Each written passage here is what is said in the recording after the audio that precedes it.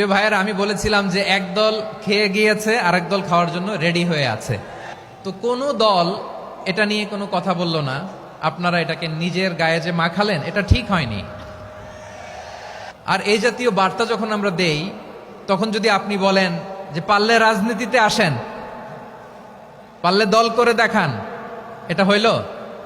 তো যশোরের প্রোগ্রামের এক ভিডিওর পেছনে আমাদের কিছু দিনী ভাইরা 6 বছর আগের এক অডিও ব্যাকগ্রাউন্ডে জুড়ে দিয়ে বিভ্রান্তি ছড়ানোর জন্য সোশ্যাল মিডিয়াতে ছড়িয়ে দিয়েছে। তো তাদের প্রতিও আমাদের কোনো রাগ নাই, ক্ষোভ নাই। তারা হয়তো দিনই তাকাদা থেকেই করেছে। বিশাল মাঠ, আমি তো বাংলাদেশের অলমোস্ট অধিকাংশ জেলায় গিয়েছি। এই এমসি কলেজের ময়দানের মতো মাঠ আমার চোখে আর পড়ে নাই বাংলাদেশ।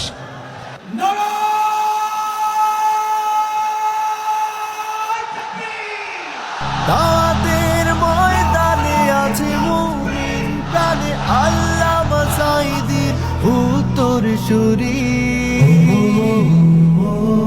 আজ হারি আজ হারি আজ হারি মিজানুর রহমান আজ হারি।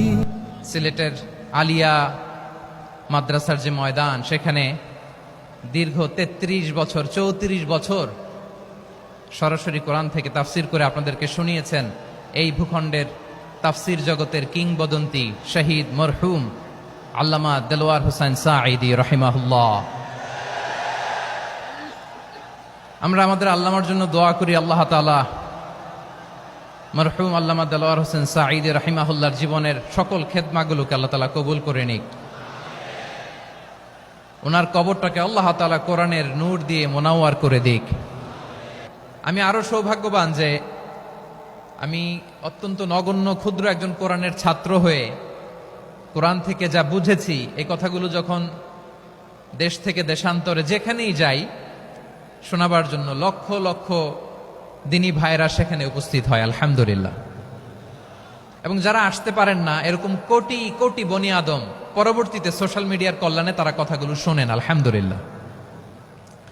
আবার এমনও অনেক আছে যারা আমাদেরকে পছন্দ করেন না, তারাও ডায়েরি খাতা কলম নিয়ে, মোবাইল নিয়ে, ল্যাপটপ খুলে আমাদের আলোচনা শোনেন।